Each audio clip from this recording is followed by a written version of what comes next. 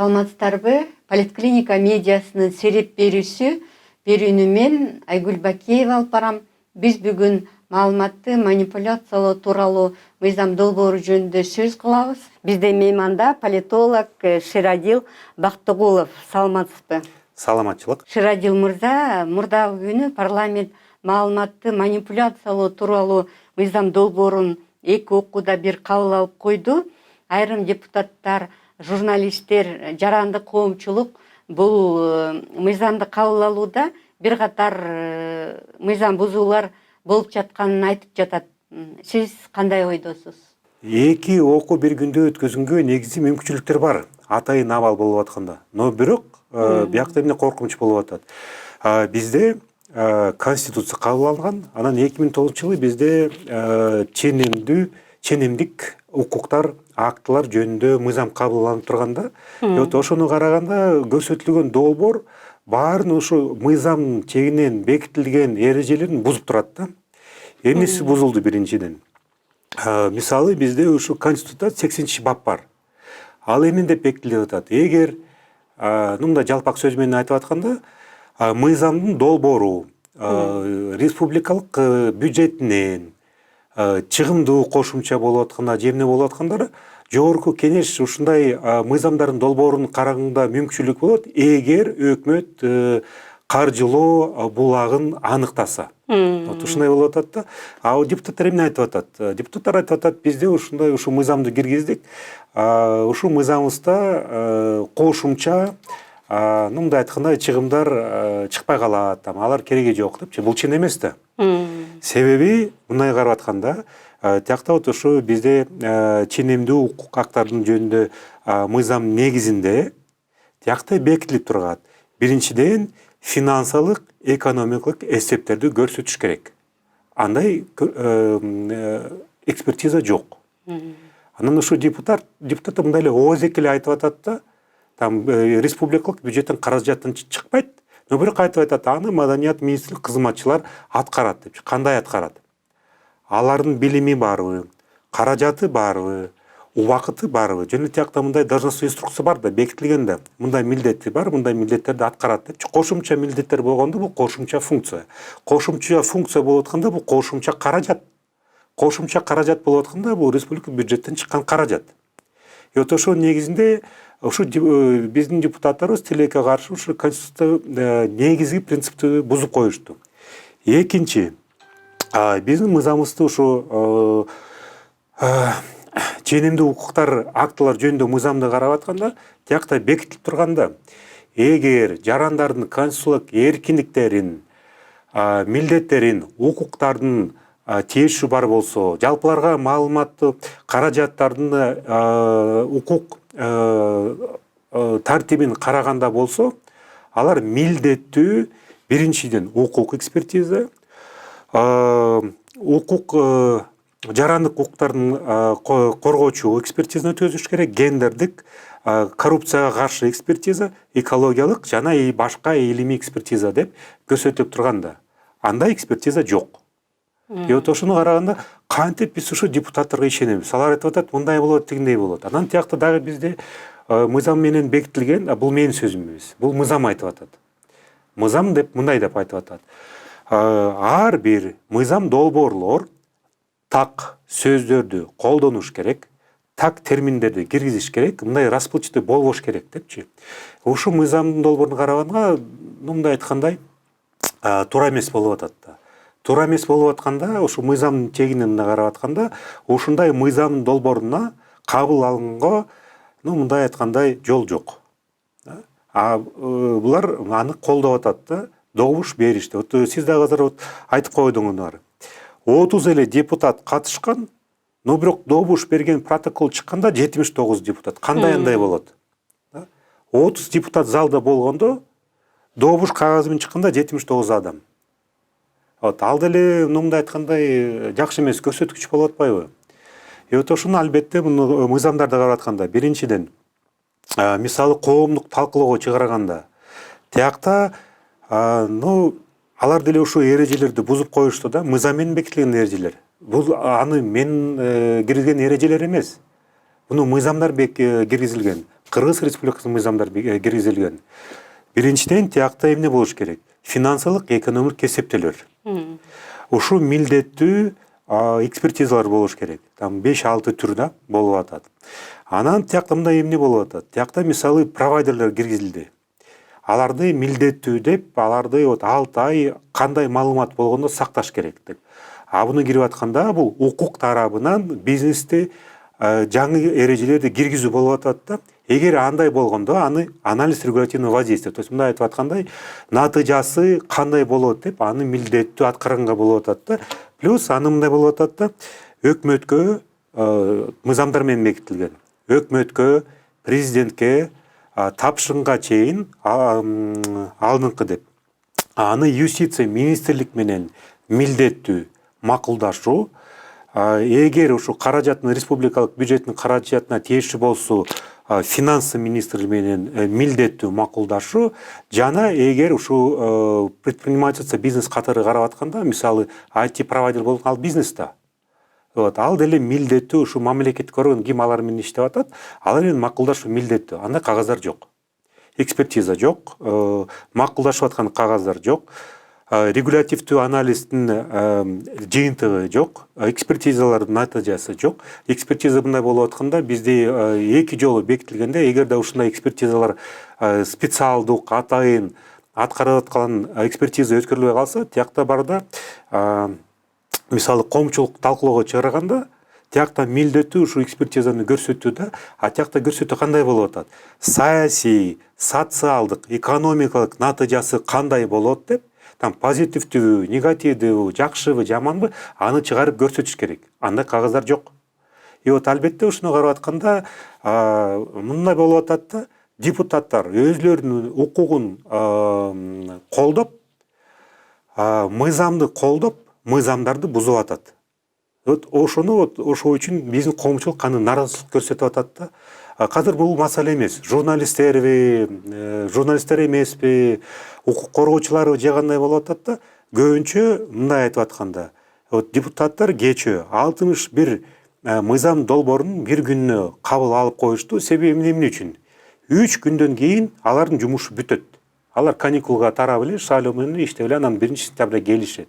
Ошону караганда мындай оптом мындай айткандай чийки мыйзамдардын долбоорун көрсөтүүгө чыгарып, добуш берип эле ушу менен чыгып атат да. Эмне үчүн ушундай коркунуч? Бизде мындай мыйзамдар менен мындай айткандай орус тилинде же англис тилинде айткандай бар да, защита от дурака депчи, там башы иштеген адамдардын коргоо депчи принциптер киргизилген да. Ушундай мыйзамдар бизде бар. 2009-жылы киргизилген. Конституция, Кыргыз Республикасынын баш мыйзамы Конституция 2010-жылда кабыл алынганда ал киргизилген, но бирок алар иштебей калды. Себеби депутаттар анын баарын колдонбой эле бузуп калышты. Ушундай болуп атат да. Тиякта эмне болуп атат? Мисалы, бизде ушу мыйзамыбызда ченемдик укуктук акттын мыйзам тууралуу мыйзам кабыл алынганда, тиякта негизги принциптер бекитилгенде, кайсы принциптердин негизинде ушундай укуктук акттар кабыл алынса болот депчи. Алардын арасында адилеттүүлүк, максатын көрсөтүш керек, эмне болуп атат. Анан тиякта мындай болуп атканда негиздүүлүк, мыйзамдуулук, максатка ылайыктуулук, адилеттүүлүк, акындуулук, ченемдик укуктун атынан жеткиликтүүлүгү. Ушундай болуп атат да. Аны караганда ушу принциптер сакталдыбы, кармалдыбы, колдондубу? Жок. Мындай эгер мындай карап атканда. Алардын баары сакталган жок. Каралган да жок, колдонгон да жок. Баары ушунда ушу биздин мыйзамыбызда бекитилген негизги принциптер бузулуп калган. Эмне үчүн бул жаман? Ушу 2009-жылган ушу мыйзамыбыз мындай толук айтканда Кыргыз Республикасынын ченемдик укуктук актыларын жөнүндө мыйзам кабыл алынган. Тияктай болуп атат да. Эгер мыйзамдын долбоорлор ушу мыйзам менен көрсөтүлгөн, бекитилген принциптерин бузуп атса, андай мыйзамдарды көңүл албаш керек. Биздин депутаттар ушу мыйзамды бузуп, ушу мыйзам долбоорлору биздин мыйзамдарга ылайыктуу эмес, аны кабыл алып атат да. То есть мындай айтып аткандай, башка сөздөр менен кабыл алган мыйзам биздин иштеп аткан мыйзамдарга каршы чыгып атат. Вот ошо маселе болуп атат да. Вот эми кандай болуш керек, эмне иштеш керек, кайсы жол менен жылыш керек. Тиякта негизи ушу биздин мыйзамдар менен бекитилген да, прокурордук чара көрүү ушундай да бар. То есть прокурорское реагирование. Эгер ушундай укук, ченемдүү укуктар, актар конституцияга, конституциялык мыйзамдарга каршы болуп атканда, прокурор же анын ордун басары милдеттүү да, мындай карылуу менен чыкканда көрсөткөнгө баа берүү. Андай бизде пока жок. Анан ошо көбүнчө бизде мындай айтып атышат, вот президент вето коюш керек депчи. Ал туура эмес. Себеби президент, Кыргыз Республикасынын президентинин вето укугу 2010 жылында алынган. Аныкы тилекке каршы кандай вето жок. Вот. Анан тетилер айтып атат, колду койбосун депчи ушу долбоордун мыйзамына.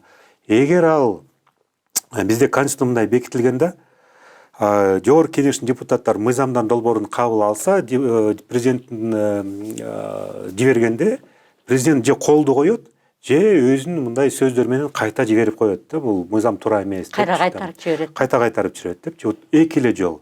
Бирок ал эгер колду койбосо, кайта кайтарып жибербесе, аны жогорку кеңештин төрагасы өзүнүн колун коюп эле ал мыйзам болуп кетет. Вот бизде азыр ушундай жаңы да. Вот көбүнчө вот ушундай демилгер чыгып атат. Анан мындай айтып атканда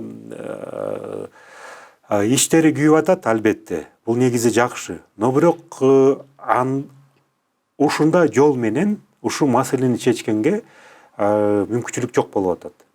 Кандай мүмкүнчүлүктөр бар? Биринчиден ушу прокурордук чара көрүү көрсөтүү, экинчи президент вот кайта жиберүү, ошунун баарын топ чыгарып, кайсы эрежелер, кайсы процедуралар, кайсы негизги принциптер бузулган деп эле анын баарын чыгарып эле тияка жиберүү.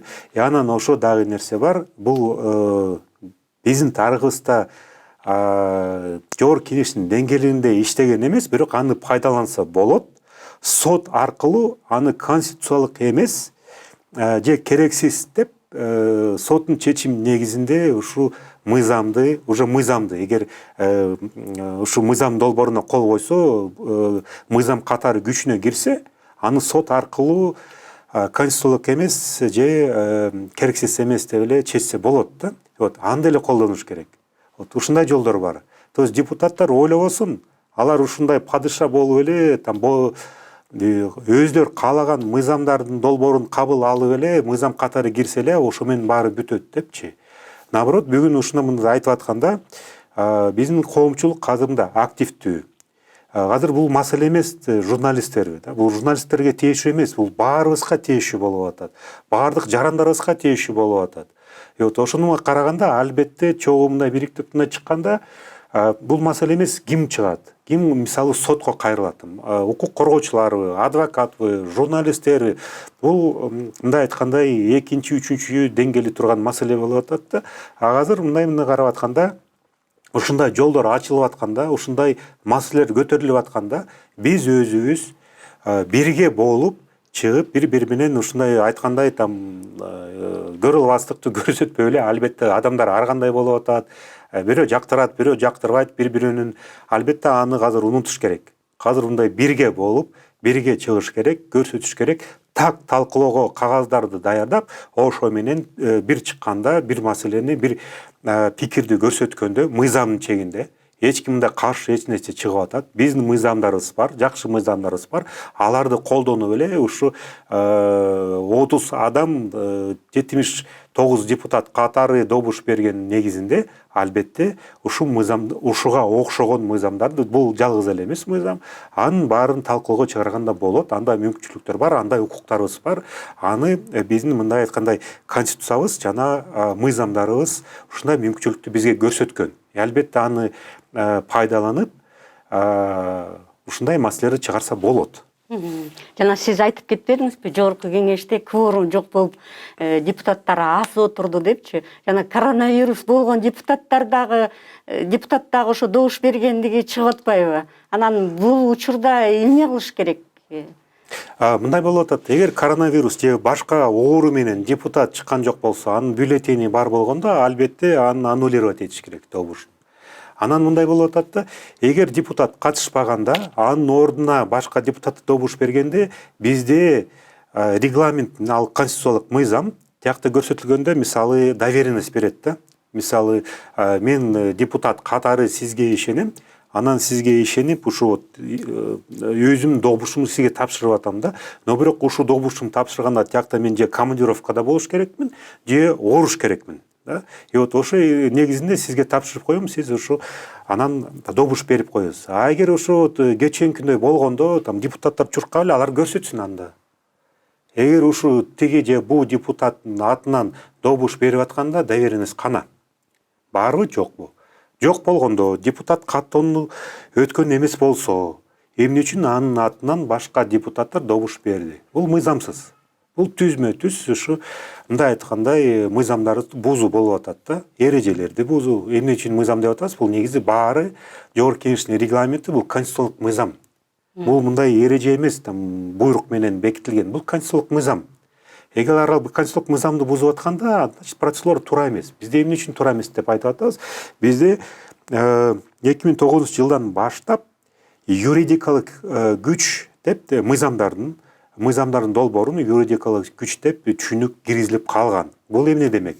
Эң мындай жогорку деңгээлинде конституция турат, кодекс, конституциялык мыйзам, президенттин жарлыгы, Жогорку Кеңештин токтому, өкмөттүн токтому, улуттук банктын токтому чечими и Бош айкомдун чечимдери ушундай болуп атат да бизде.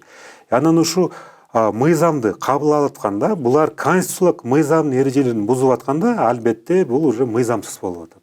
Аны ушундай эле ачык эле айтса болот да. Себеби биз азыр көрүп атабыз, процедура тарабынан баардык эрежелер мыйзам менен, жогорураак мыйзам менен, мыйзамдар мындай айткандай жогорураак юридикалык күч алып аткан, болуп аткан мыйзамдарга ылайыктуу эмес болуп калган. Албетте ушуну мындай карап атканда ушундай маселелер азыр чыгып атат. И аны көрсөтүш керек. Азыр сиз айтып атпайсызбы, бул журналисттерге эле же жарандык коомдун өкүлдөрүнө эле тийиштүү эмес, баарыбызга тиешелүү депчи. Ал ошо кол коюуга жөнөтүлгөн мыйзам долбоору кандай деп ойлойсуз? Бул артка кайтарылышы мүмкүнбү? Артка кайтарылышы мүмкүнчүлүк бар, мыйзамдын чегине аны бар. Негизи ушу өзүнүн эле Жогорку Кеңештин депутаттары эле ушу мыйзам долбоорун артка чакырды эле бар. Алардын укугу бар.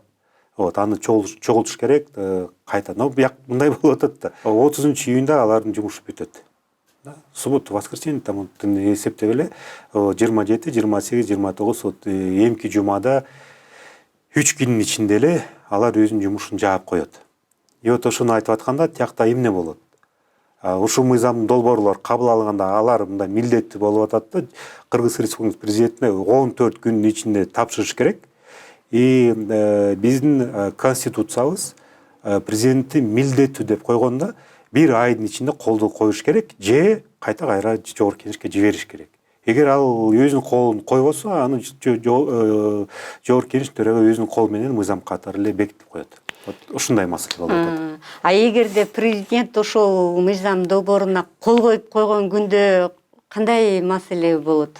Кол коюп койсо, күчүнө кирип калабы? Күчүнө кирип калганда бизде мындай болуп атат да. Көбүнчө адамдар ойлоп атат да, кол койгондо эле күчүнө кирет депчи, бирок тиякта эме бар. Же кол койгондо эмес, мисалы эркин тоо гезитине чыкканда күчүнө тиет. Же эгер атайын норма бекитилип калса, мисалы бизде ушул кодекстер 1-январь 2020-жылы менен күчүнө кирип калганда, бирок ал чечим 2017-жылда кабыл алынганда. Андай деле бар.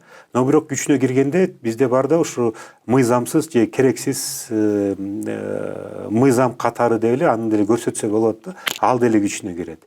Албетте ушу кээде бизде ушу Жогорку Кеңештин депутаттары деле тилекке каршы Кыргыз Республикасы мыйзамдарын билбейт да өзүлөрү. Эң мындай негизи мыйзам бизде ушу депутаттар өзүлөрүнүн мындай ишин алып барып атканда ченемдүү укуктар, актылар жөнүндө мыйзам болуп атат да. Аны билбей жатат. Эмне керек, кандай иштеш керек, кандай кагаздарды, документтерди тиркеп коюш керек.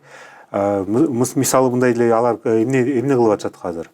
Там коомдук талкуулоо, веб-сайт аркылуу аны көрсөтүп коет. Мисалы мыйзам долбоорунун текстин эле.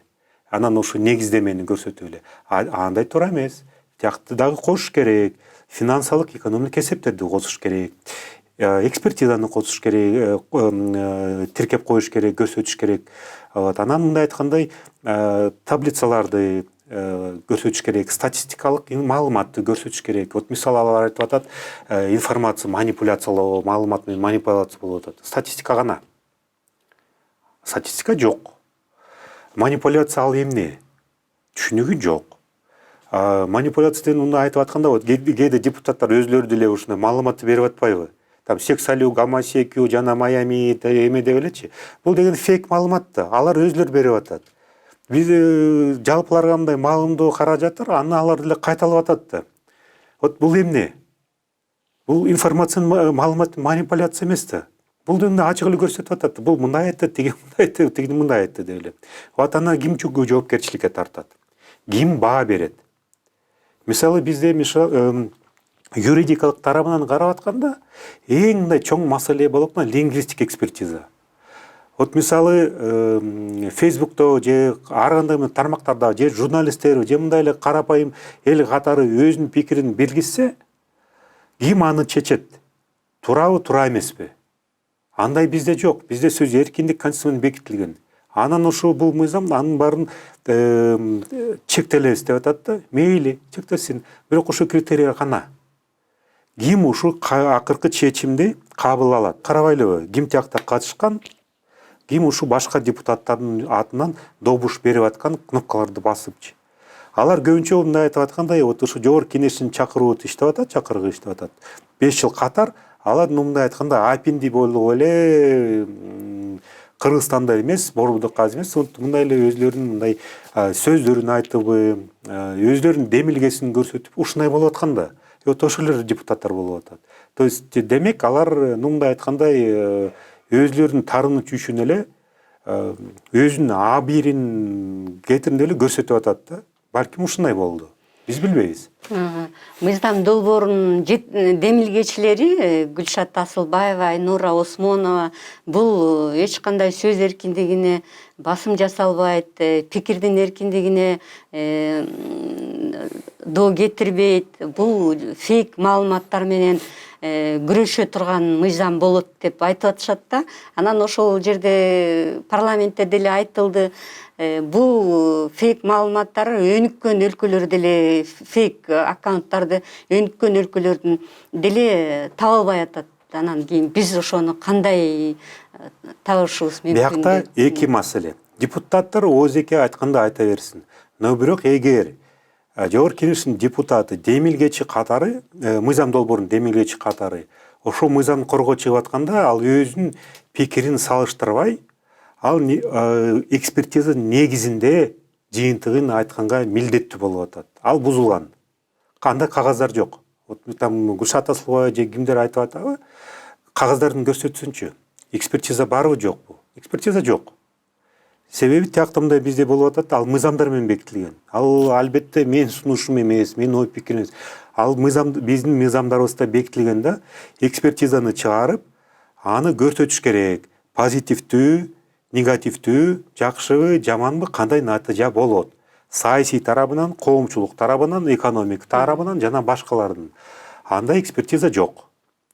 Анан эгер бизде мындай бул негизи түзмө түз конституциялык эркиндикке, милдеттерге жана укуктарга тиешүү болуп атат да. Эгер андай болуп атканда, тиякта милдеттүү укук экспертиза, укуктарды коргоочу экспертиза, антикоррупция экспертиза, гендердик экспертиза, алар анан там жазылып турат да, жана башка саясий деп экспертиза. Жок, саясий болуп атканда аны карайт кандай түрлөргө эмне кирип атат.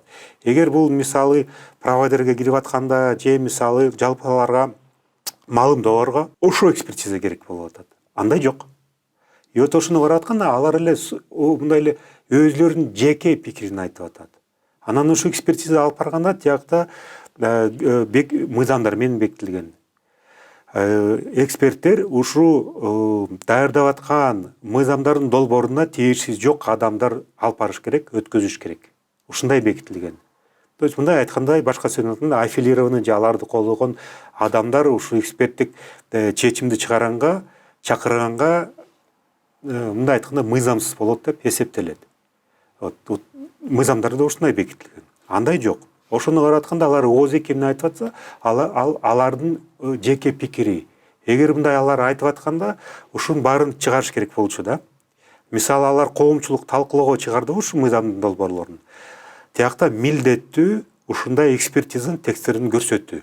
Андай жок. Адистердин пикирин. Адистердинби, эксперттердинби ким чыгабы, ал экспертиза катарына аны чыгарыш керек болчу. Андай жок.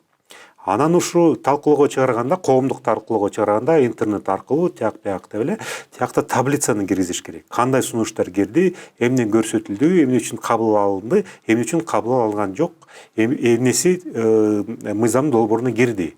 Андай таблица жок. Ошону карап атканда, алар өзлөрүнүн жеке пикирлерин айтып атат. Бул мындай айтып атканда, мыйзамдын чегинде иштеп атканда, бизде мындай законотворческий техника деп бекитилген. Аны алар бузушту. Бул деген бир маселе. Экинчи маселе, сиз ушу менен суроо менен көтөрүп атканда, кайсы жол менен иштеш керек? Биз ал эми иштей албайбыз. Мисалы, провайдер менен иштеп атканда, биринчиден ушу биздин мамлекет орган, ким ушу провайдер бизнес катары иштеп атканда, алардын менен милдеттүү макулдашуу болуш керек да. Андай кагаз жок. Эгер мындай алар макулдашуу чыгарып атканда, провайдерди чыгарып эле, алар менен талкуулоо чыгарып, бай эле экспертизаны алып барыш керек болчу да. Тияны айтып атышат да, атайын абалы киргизилди, тияк бияк, ал туура эмес. Бизде удаленка бар да. Үйдөн отуруп эле ушу экспертизаны өткөзүп эле, видеоконференция катары, видео сабактар катары эле иштесе болот эле. Эмне үчүн аны колдонгон жок алар? Жогорку кеңештин депутаттары. Ал деле чоң маселе болуп атпайбы? Яны ошону карап атканда, албетте провайдер эмне кылат? Алар айтып атат, ушу мыйзам долбоор менен 6 ай ичинде баарын сакташ керек. Бизде андай дата центр жок. Бизде бар жаңы салган дата центр иштеп аткандар. Бирок ушунун баарын төлөгөнгө, компьютерди алганга, жана башкаларга мындай чоң маселе болуп атат. Анан фильтр кандайлар салат? Эгер Facebook, YouTube, Twitter Кыргызстанда жок да алар. Биз ушу мындай айтып аткандай чоң дарыядан биз мындай эле кичинекей эле булагын алып эле иштеп эле колдонуп атабыз да. Биз эмне кантип ушу чоң дарыяны жаба алабыз? Бизге тиякта эле жол жок болуп атпайбы? Биздин жерибизде эмес болуп атпайбы? Кантип биз жака тийебиз? Же баарын интернетти кесип салабыз? То есть мындай айтып атканда, дагы бир жолу каталап коеюн, биздин мыйзамдарыбызда ушундай деле бекитилген. Бул жана журналисттер, укук коргоочулар, айрым депутаттар айтып аткандай, ушул мыйзам сөз эркиндигине жана пикир айтуу эркиндигине доо кетиреби? Албетте. Себеби мындай айтып атат да, тиякта маалыматты манипуляция, ал фейк ньюс деп айткан жок да. Бул манипуляция деп айтып атат да. Но мындай болуп атат да, бир маалымат келгенде, мисалы 10 адам бир окуяны күбө болгондо, алар ошол окуяны өзлөрүнүн натыйжасын, өзүнүн билим жөнүндө негизинде ошол окуяны айтып коет да. Мен аны уже тарыхчы катары айтып атам. Себеби мындай тарых источниктер көп да. Аны менен иштегенде, албетте, бул бизди үйрөтүп атканда, ар кандай тараптарды караш керек, ар кандай булактарды изилдеш керек. Ушундай болуп атат да. Кантип биз аны ушуну ким аны айтат?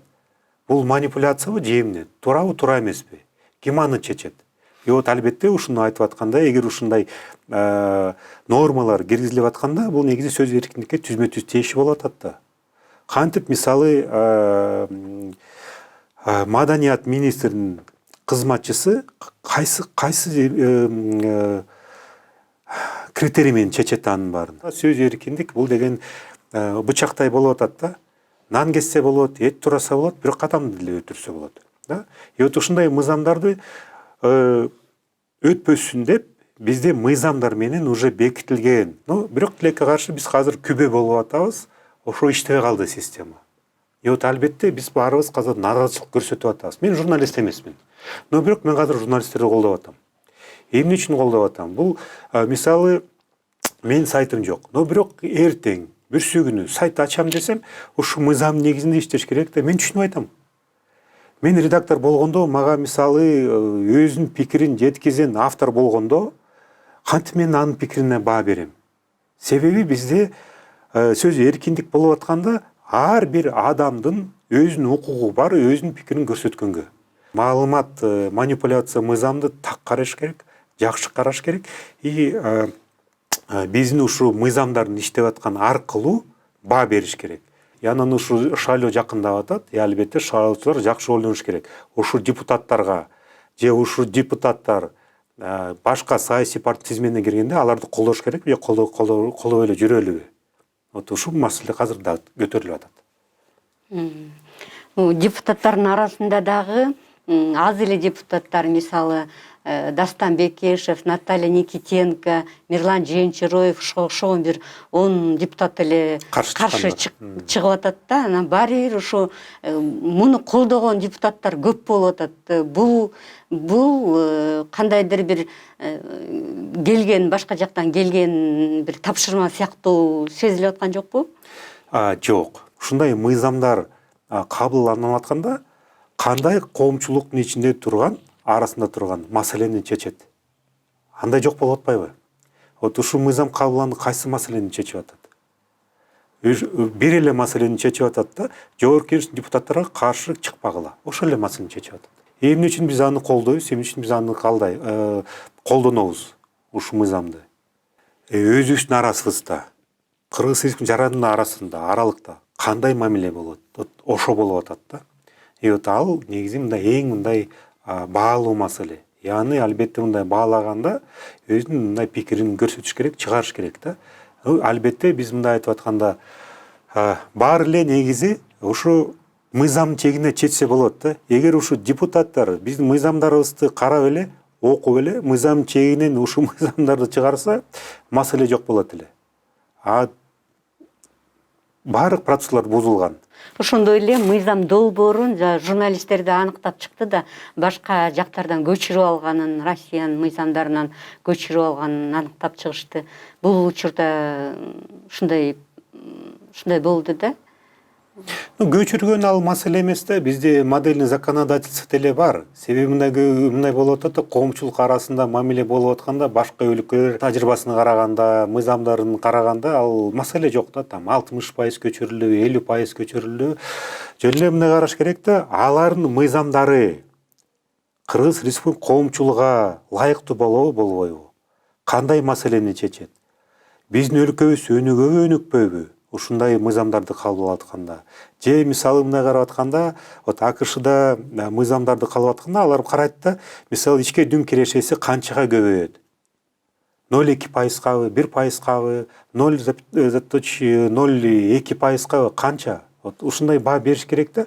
Ошону бизде ушундай милдеттүү деп бекитилген, бирок аны эч ким деле карап атпайбы?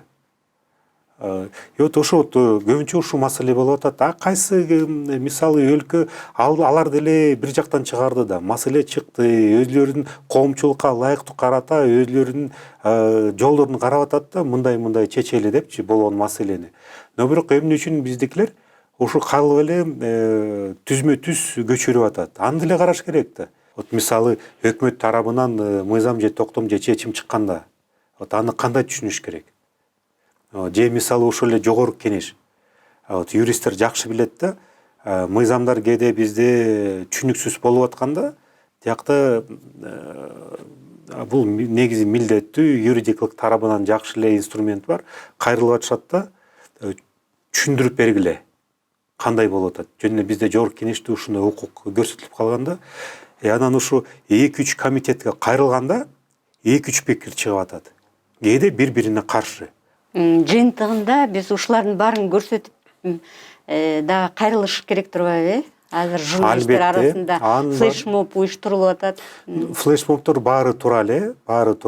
Но бирок ушу Кыргыз Республикасынын президенти мененби, башкы прокурор мененби, сотчулар мененби, алар менен бир мындай юридикалык тил менен сүйлөшүш керек да. Аларга көрсөтүш керек. Процедураларды буздуңар, тиңиңер жок, бунуңар жок, субъект жок, так эмес, эмнени карап атасыңар белгисиз. Ошонун баарын чыгарганда, жөн эле бул чийки мыйзамдын долбоору деп эле уже көрүнүп атат.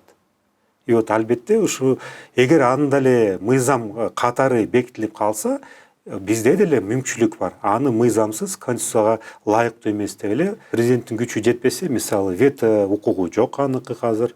Аныкы эгер колду койбосо, жогорку кеңештин төрагасы колду коюп эле мыйзам катары бекитиле болот. Президенттин тилекке каршы азыр берели укугу бар да, кайра кайтылуу жогорку кеңешке тапшырганга. Но бирок жогорку кеңешке тапшырганда депутаттар 2-3 менен эле макул десе, аны мыйзам долбоору катары, мындай айткандай, вето эмес, добуш берип эле президенттин кайта жиберген сөздөрүн, мындай айткандай, женсе деле болот. Ушундай болгондо жогорку кеңеш төрагасы өзүнүн колун коюп эле мыйзам катары болуп калат да. Албетте ушундай оңой эмес. Ал биринчи жолу бизде болуп атат. 2010-жылда киргизилген, биздин тарыхыбызда биринчи жолу ушундай болуп атат да, кайсы жол менен чечсек азыр бизден чыгып атат. Биз мындай айтып атканда мыйзам чегинен баарын көрсөтүп атабыз. Мыйзамдарды колдонуш керек да. Мыйзам бар, мыйзам мындай деди. Жогорку кеңештин депутаттар ушу мыйзам долбоорун кабыл алып атканда мындай эрежелерди бузду, мындай мыйзамдарды бузду, тегиниси жок, баарын эле көрсөтсө болот да атынакай. Ошону карап атканда негизинде ушу мыйзам долбоорун ал негизи мыйзамсыз, конституциялыксыз деп эле, конституцияга ылайыктуу эмес деп эле аны чечсе эле болот. Шерадил мырза, биздин студиябызга келип маек куруп бергениңизге рахмат айтабыз. Урматтуу Политклиника медиасынын көрүүчүлөрү, угармандар, сиздер Сереп программасына күбө болдуңуздар. Программаны мен Айгүл Бакеева алып бардым. Биз бүгүн маалыматты манипуляциялоо тууралуу мыйзам долбоору жөнүндө сөз кылдык. Бизде мейманда политолог Шерадил Бактыгулов болду. Саламатта калыңыздар.